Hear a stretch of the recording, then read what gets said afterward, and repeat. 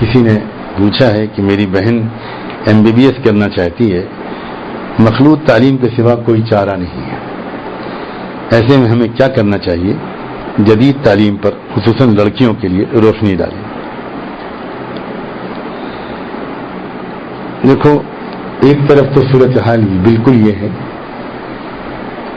کہ medical colleges کا ماحول سب سے زیادہ خراب ہے۔ صرف یہ مسئلہ نہیں ہے کہ وہاں مخلوط تعلیم ہے،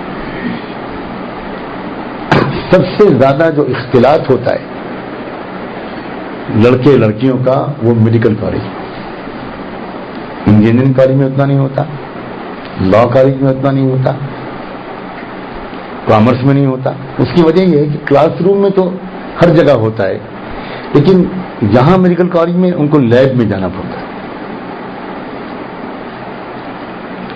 اور ڈیڈ باڈیز کے پاس کھڑے ہو کر ان کو سب کچھ سمجھنا ہوتا ہے، لاشوں کے پاس کھڑے ہو کر۔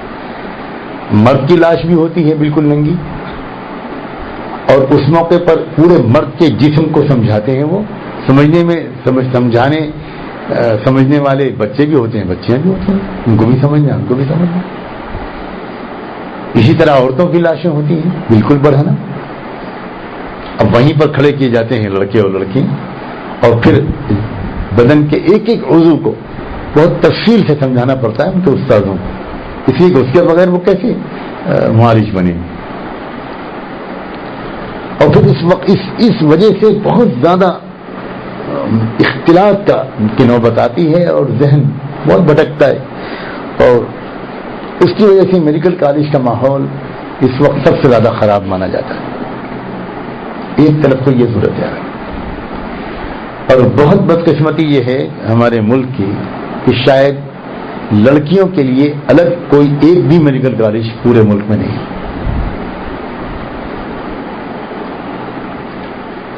اب آپ کہیں گے کہ یہ عجیب آدمی ہے، ہم نے پوچھا کیا تھا یہ کس طرف لے جا رہا ہے؟ میں پوچھتا ہوں مسلمانوں نے آج تک اس کی تحریک چلائی؟ مطالبہ کیا کہ گرلز میڈیکل کالج قائم کیا جائے؟ پتہ ہی نہیں، خبر ہی نہیں۔ دستور ہند میں تو کہیں نہیں لکھا ہوا ہے کہ مخلوط میڈیکل کالج ہونا ضروری ہے۔ کس نے منع کیا مسلمان ممبران پارلیمنٹ سے کہ وہ مطالبہ کریں؟ کس نے منع کیا کہ مسلمانوں کی جماعتیں 5-5 لاکھ لوگوں کو جمع کر دیتی ہیں رام لیلا میدان میں، وہ کیوں نہیں اس کا مطالبہ لے کر جاتی ہیں وزیر اعظم کے پاس، وزیر تعلیم کے پاس؟ کیا آپ بچیوں کے لیے، لڑکیوں کے لیے، صرف مسلمان لڑکیوں کے نہیں، آپ لڑکیوں کے لیے الگ کھولیے؟ سینکڑوں ہزاروں ہندو گھرانوں کے لوگ سب سے پہلے اپنی بچیوں کو وہاں بھیجیں گے، لیکن پھر وہی بات، ہمیں تو شعور ہی نہیں نا ان باتوں کا، خبر ہی نہیں کہ یہ سب کام بھی کرنے چاہیے۔ جب یہ بات کوئی بولتا ہے میرے جیسا آدمی تو آپ سب لوگ اتنے حیران ہوتے ہیں کہ اچھا یہ کام بھی کرنے کا تھا۔ میں آپ کو حیرت دیکھ کر سمجھتا ہوں جیسے آپ کوئی کسی میوزیم کی میں سیر کرا رہا ہوں، آپ کو کوئی سفید ہاتھی دکھا رہا ہوں جو دنیا میں کہیں ہے ہی نہیں۔ یہ کتنا آسان کام، کوئی مشکل کام ہے؟ کوئی تحریک نہیں چلتی، کوئی مطالبہ نہیں ہوتا، کچھ بھی نہیں ہوتا، بہت آسانی سے منظور کرایا جا سکتا ہے، میں جانتا ہوں اس بات۔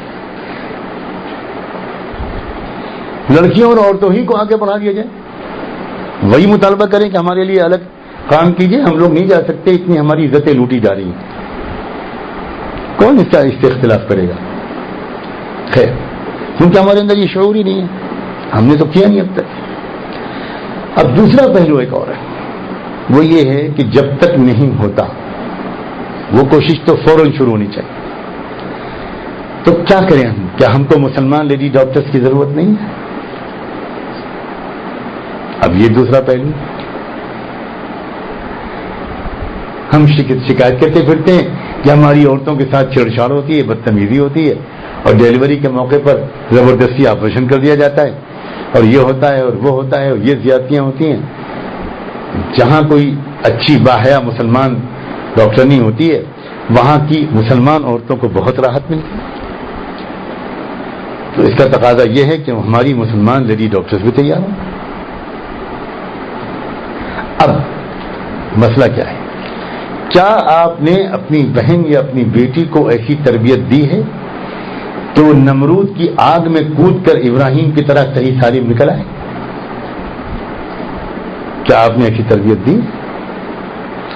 اگر آپ نے اپنی بہن کو ایسی تربیت دی ہے، اس کا تقوی، اس کا ایمان، اس کی خود اعتمادی اور اس کی احتیاط کے ساتھ اپنی نگاہوں پر قابو رکھنا اتنا ممکن ہے، تو ایسی بچی کے لیے اجازت دی جا سکتی، اجازت دی جانی چاہیے. لیکن اگر ایسی بچی نہیں ہے اور آپ نے بچی کی شروع سے اب تک کوئی فکر نہیں کی اور وہ عام لڑکیوں کی طرح پروان چڑھتی رہی، تو سوال ہی نہیں پیدا ہوتا کہ ایسی لڑکی کے لیے کوئی انسان اجازت دے دے.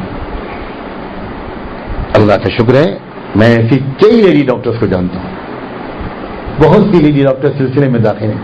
اور یہ عجیب بات ہے، اس عاجز کے ہاتھ پر سلسلے میں جو ہزاروں ہزار مرد اور عورتیں سب سے زیادہ اس میں سنجیدگی کے ساتھ معمولات پوری کرنے والی اور قابل رشک روحانی ترقی کرنے والی اتفاق سے 10-12 لیڈی ڈاکٹرز ہی ہیں.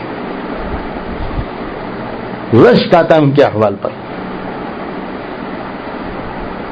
رشک آتا ہے. اس قدر تقوی والی، اس قدر احتیاط والی، اور اتنا ان کا اثر ہے. ایک تو اس وقت ایک بہت بڑے میڈیکل کالج کی وائس پرنسپل بنا دی گئی، اور انہوں نے مجھ سے مشورہ کیا کہ حضرت بڑا مسئلہ ہے، میں اپنے ڈپارٹمنٹ میں لیکچرر تھی تو بہت محفوظ تھی، اب وائس پرنسپل بنائی جا رہی ہوں تو اس میں تو بہت زیادہ مردوں کے ساتھ اختلاط ہوگا. میرے ماتحت عملے میں پورے اسپتال میں کتنے ڈاکٹرز ہیں، پروفیسرز ہیں، سرجن ہیں، فزیشنز ہیں، بہت سے مرد ہیں، ڈپارٹمنٹ الگ الگ، بہت بڑا میڈیکل کالج ہے، میں کیا کروں؟ میں نے ان کو مشورہ دیا کہ اگر آپ کو اعتماد ہو اپنے اوپر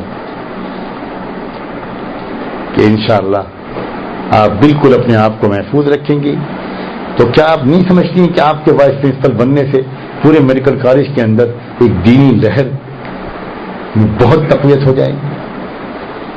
تو رضا نے کہا کہ میں اپنے کو اس لائق تو نہیں سمجھتی حضرت، لیکن میری جتنی بھی شاگردیں ہیں، جتنے بھی یہاں پر لیڈیز اسٹاف ہے، وہ زور دے رہا ہے کہ قبول کر لیجیے، آپ قبول کر لیجیے.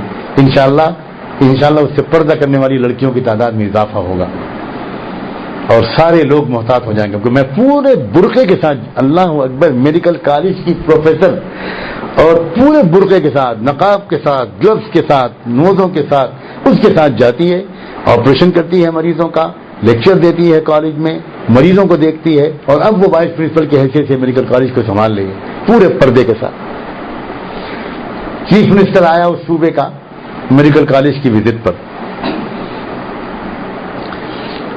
تو اس نے آ کر وہاں کے پرنسپل سے کہا کہ آپ کے کالج کی سب سے اچھی رپوٹیشن ہے، جتنی رپورٹیں سرکار کو پہنچتی ہیں اس میں سب سے اچھی رپوٹیشن آپ کے میڈیکل کالج کی ہے، کیا وجہ ہے؟ تو پرنسپل صاحب نے کہا کہ یہ میڈم وجہ ہے. وائس پرنسپل بیٹھی تھی آفس کی دوسری کرسی پر. یہ وجہ جب سے یہ آئی ہیں، 1-1.5 سال ہوا ان کو وائس پرنسپل بنے ہوئے، انہوں نے پورے کالج کا ماحول بدل دیا. اب اس کالج میں غریب مریضوں کے ساتھ بھی وہی برتاؤ ہوتا ہے جو امیروں کے ساتھ، یہاں کوئی فرق نہیں ہوتا. ایک دیندار عورت نے پورے ماحول کو بدل دیا. لیکن میں نے بہت صاف جواب دیا ہے کہ کیا آپ کی بہن اس لائق ہے؟ اور ایسا تقویٰ اور ایسی نگاہوں کی پابندی اور ایسا پردے کا اہتمام اور ایسے کسی اوباش لڑکے کو اپنے قریب نہ آنے دینے کا حوصلہ، اور ہر وقت یہ میسج جائے اس کی ذات سے کہ میں بازاری لڑکی نہیں ہوں، میں بازاری لڑکی نہیں ہوں. پردے کی حکمت قرآن نے یہ بھی بیان کی ہے، لکی یعرفنا فلا یؤذین. یہ قرآن نے پردے کی حکمت بیان کی ہے کہ پہچان لی جائیں دور سے تاکہ ان کو چھیڑا نہ جائے. فلا یؤذین، ان کو چھیڑا نہ جائے، کیونکہ یہ سمجھ جائیں لڑکے کہ بھائی یہ لڑکی اس طرح کی نہیں ہے جن کو ہم ڈھونڈ رہے ہیں، یہ اس طرح کی لڑکی نہیں ہے. تو اگر ہے ایسی تو ٹھیک ہے. یہ ضرور ہے کہ میں مفتی نہیں ہوں، میں مفت کا ہوں نہ افتاء کا ہوں.